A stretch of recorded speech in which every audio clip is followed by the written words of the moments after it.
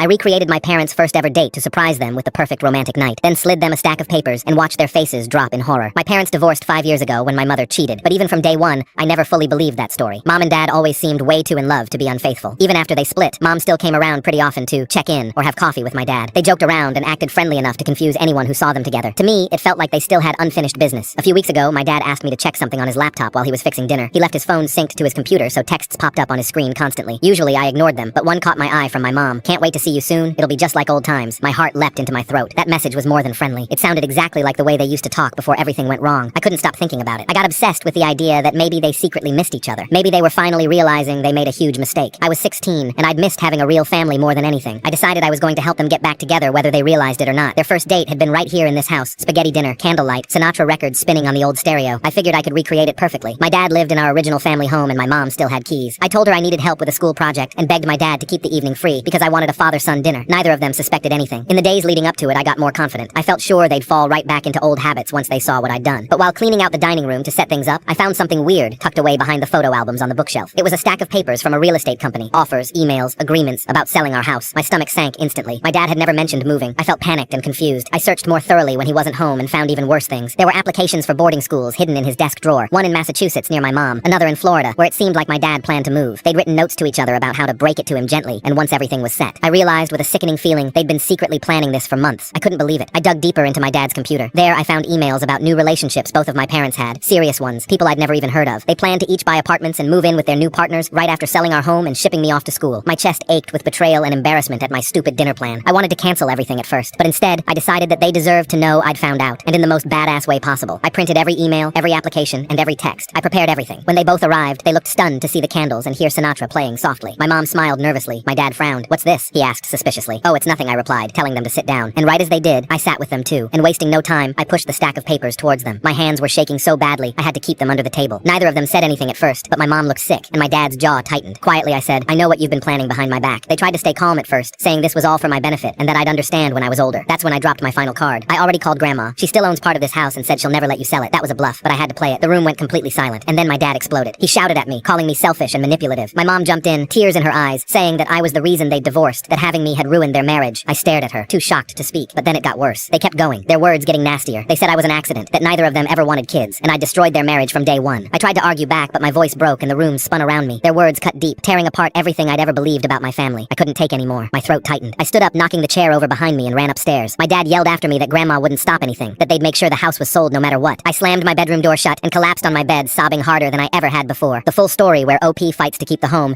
is on my channel and linked below.